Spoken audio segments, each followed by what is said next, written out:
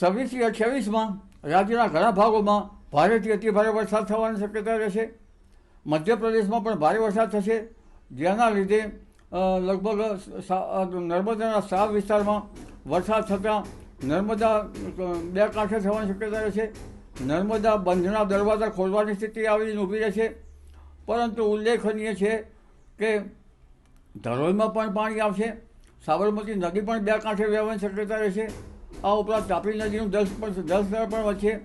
અંબિકા, પૂર્ણા વગેરે નદીઓનું જળસ્તર વધશે. પણ ઉલ્લેખનીય છે કે આગામી તારીખ 26, 27, 27 અને 28માં પણ ભારે વરસાદ થશે. પરંતુ જન્માષ્ટમી ઉપર જોવા જઈએ તો જન્માષ્ટમીના મેળામાં એની રંગતમાં લગભગ ભંગ પાડે તેવી સ્થિતિ પણ ઊભી થઈ શકે. કારણ કે રંગતની મજા બગાડી શકે એવું થઈ શકે. જો કે ઘણી વખત વરસાદ જે છે એમાં ભક્તોને ગમતો પણ હોય છે, અને ઘણી વખત આ વરસાદ જે છે એના કારણે મેળાની મજા પણ બગડતી હોય છે. એટલે મેળામાં વરસાદ થવાની શક્યતા રહેશે. જન્માષ્ટમીના મેળામાં ઠેર ઘણા ઠેકાણે મેળાઓ છે. આ ઉપરાંત આસો માસના પણ ઘણા મેળાઓ છે, જે મેળાઓની રંગતમાં મજા બગડી જશે. કારણ કે મેળામાં વાજિંત્રોની રમઝટ હોય છે અને સૂરની સરગમ હોય છે. આ બંનેમાં વાજિંત્રોમાં ભીનાશ આવતા વાજિંત્રો જે બેસુરા અવાજ કરતા હોય છે, અને ભજન મંડળી જે છે એમાં પણ વરસાદ થતાં તેમાં પણ જે ભજનીકોની મજા હોય છે ઘણી વખત બગડી જતી હોય છે. એટલે જન્માષ્ટમીના મેળામાં આ વખતે વરસાદની સ્થિતિ ઠેર રહેતા તેમાં જેની રંગત છે એની મજા જરા બરાબર કંઈક છે નબળી રહેવાની શક્યતા રહેશે. પણ ઉલ્લેખનીય છે કે આજે સાતમ ઉપર પણ વરસાદ થશે. વરસાદ અંગે જોવા જઈએ તો અમદાવાદ, ગાંધીનગરમાં પણ આવતીકાલે વરસાદ થવાની શક્યતા રહે છે, અને તટ ભાગોમાં વધુ વરસાદ થવાની શક્યતા રહેશે. આ ઉપરાંત લગભગ સૌરાષ્ટ્રના ભાગોમાં ભારેથી અતિભારે વરસાદ થવાની શક્યતા રહેશે. જેમાં ભાવનગરના ભાગો, ગારિયાધારના ભાગો, સાવરકુંડલાના ભાગોમાં ભારે વરસાદ થશે. બોટાદના ભાગોમાં પણ ભારે વરસાદ થવાની શક્યતા રહેશે. વલભીપુરના ભાગોમાં પણ વરસાદ થશે. છેક બગોદરા સુધીમાં વરસાદ થશે. ધોળકા, ધંધુકાના ભાગોમાં પણ વરસાદ થવાની શક્યતા રહેશે. અને આ ઉપરાંત વિરંગામ, અમદાવાદ, સરખેજના ભાગોમાં પણ વરસાદ થવાની શક્યતા રહેશે. પણ ઉલ્લેખનીય છે કે રાજકોટ, વાંકાનેર, જસદણ તેમજ લીંબડી અને ચોટીલાના ભાગોમાં પણ વરસાદ થવાની શક્યતા રહેશે. વરસાદ ઠેર થવાની શક્યતા રહેશે. એટલે આ જે વરસાદ જે છે એ લગભગ ઉત્તર સૌરાષ્ટ્રના ભાગોમાં તેની સ્થિતિ થોડીક રહી શકે છે. પશ્ચિમ સૌરાષ્ટ્રના ભાગોમાં પણ ભારે વરસાદ થવાની શક્યતા રહેશે. જામનગરના ભાગોમાં ભારે વરસાદ થવાની શક્યતા રહેશે. કચ્છના ભાગોમાં ભારેથી અતિભારે વરસાદ થવાની શક્યતા રહેશે. અને સુરેન્દ્રનગરના ભાગો, મૂળીના ભાગો, ધાંગધ્રાના ભાગો, હળવદના ભાગોમાં વરસાદ થવાની શક્યતા રહેશે. સુરેન્દ્રનગર, ધાંગધ્રાના ભાગોમાં ભારે વરસાદ થવાની શક્યતા રહેશે. આ ઉપરાંત જોવા જઈએ તો દક્ષિણ ગુજરાતના ભાગોમાં ભારેથી અતિભારે વરસાદ થવાની શક્યતા રહેશે.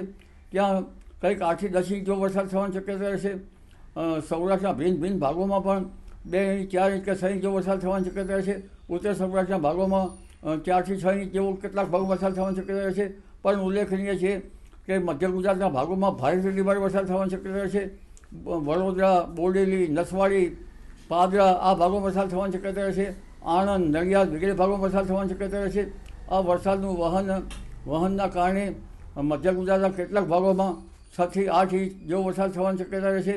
અને ત્યાં તટ ભાગની નદીઓમાં પાણી આવવાની શક્યતા રહેશે. વેરા, વોકડા ઉપરાંત કાંસ અને પાણીના પ્રવાહનું જે વહેણ છે તે વહેણોમાં વરસાદ થવાની શક્યતા રહેશે. ઘણા તળાવો જે છે એ તળાવોમાં બંને પાળો તૂટી જવાની શક્યતા રહેશે, જેના કારણે બીજા તળાવોમાં પાણી જવાની શક્યતા રહેશે. ગામના જે નાળિયા છે એમાં પાણી ભરી જવાની શક્યતા રહેશે. ખાસ કરીને ખેડૂત ભાઈઓ આ અંગે જોઈએ તો જે પાણી લગભગ ગામ કે શહેરના માર્ગોમાંથી જતું હોય છે ત્યારે ત્યાંનું ધોવાણ છે ગામની સાથે સાથે ખેતરોમાં ધોવાણ થતું હોય છે. એટલે પાણીની વ્યવસ્થા નો નિકાલ વ્યવસ્થા ખેડૂત ભાઈઓ ધ્યાનમાં લેવાની રહેશે. કારણ કે આ પાણી જે છે એ ખેતરમાંથી એના નિકાલ વ્યવસ્થામાં જતાં વરાપ મોડી થવાની શક્યતા રહેશે. ઘણી જમીનો ધોવાણ થવાની શક્યતા રહેશે. સૌરાષ્ટ્રમાં તો મેઘો મનમુક્તિ વર્ષો છે, ત્યાં પુનઃ વરસાદ થતાં ત્યાંમાં પાક પરિસ્થિતિ કંઈક સારી હોય, ત્યાંમાં ઊંચાણવાળા ભાગોમાં તો કંઈક થઈ શકે, પણ નીચાણવાળા ભાગોમાં તદ ભાગો પર મુશ્કેલીની હરકત આવી શકે છે. આ ઉપરાંત પંચમહાલના ભાગોમાં કેટલાક ભાગોમાં ભારેથી અતિભારે વરસાદ થવાની શક્યતા રહેશે. સાબરકાંઠાના ભાગોમાં ભારેથી અતિભારે વરસાદ થવાની શક્યતા રહેશે. મહેસાણાના ભાગોમાં ભારેથી અતિભારે વરસાદ થવાની શક્યતા રહેશે. મહેસાણાના કેટલાક ભાગોમાં પાણીનો જળ પ્રવાહ જબરજસ્ત હશે. અને આ ઉપરાંત લગભગ જોવા જઈએ તો બનાસકાંઠાના ભાગોમાં વરસાદ થવાની શક્યતા રહેશે. વરસાદ હજુ તારીખ 28 પછી આ વહન જે છે એ સૌરાષ્ટ્રના માર્ગે થઈને લગભગ અરબ સાગરમાં થઈને પાકિસ્તાન સુધી જવાની શક્યતા રહેશે. એટલે હમણાં તો વરસાદનું વહન જબરું છે અને કેટલાક ભાગમાં લગભગ ફ્લડિંગ કન્ડિશન જેવું રહેવાની શક્યતા રહેશે. પરંતુ ઉલ્લેખનીય છે કે 28મી તારીખે પણ બીજી એક સિસ્ટમ બની રહી છે અને ત્યાંની અસર પૂર્વ ભારત ઉપર અને ત્યાંના ભેજની અસર પણ લગભગ મધ્યપ્રદેશ સુધી આવી શકે છે. 31મી ઓગસ્ટે પણ એક સિસ્ટમ બની રહી છે અને જ્યાંની અસર જ્યાં લગભગ મધ્યપ્રદેશ સુધી આવતા અને ગુજરાતના ભાગમાં આવતા સપ્ટેમ્બરની શરૂઆતમાં પણ વરસાદ થઈ શકે છે. સપ્ટેમ્બરના પ્રથમ વીકમાં પણ એક સિસ્ટમ બનશે, જેના કારણે પણ જેની અસર પણ લગભગ મધ્યપ્રદેશ ગુજરાતના ભાગોમાં રહેશે. સપ્ટેમ્બરની શરૂઆતમાં પણ વરસાદ સારો રહેવાની શક્યતા રહેશે. પરંતુ એટમોસ્ફેરિક વેવ તારીખ 10મી સપ્ટેમ્બર સુધી મજબૂત હોવાથી બંગાળ ઉપસાગરમાં એક પછી એક સિસ્ટમો બનતી જશે અને એક પછી એક લો પ્રેશરો બનતા જશે. ઘણા પરિબળો નેગેટિવ હોવા છતાં એક પછી એક બનતા લો પ્રેશરો જે છે તેના કારણે ચોમેર વરસાદ થઈ રહ્યો છે. અને ત્યારબાદ જોવા જઈએ તો લગભગ ગણેશ ચતુર્થી અને ભાદરવી પૂનમ વગેરે આવતું હોય છે. એટલે સંવત્સરી તેમજ જૈન પક્ષના તહેવારો અને આ ઉપરાંત લગભગ અનંત ચતુર્દશી અને ભાદરવી પૂનમ આ ચત દિવસોમાં પણ વરસાદી ઝાપટા પડવાની શક્યતા રહેશે. દાંતાના ડુંગરો અંબાજીના ભાગમાં વરસાદી ઝાપટા પડવાની શક્યતા રહેશે.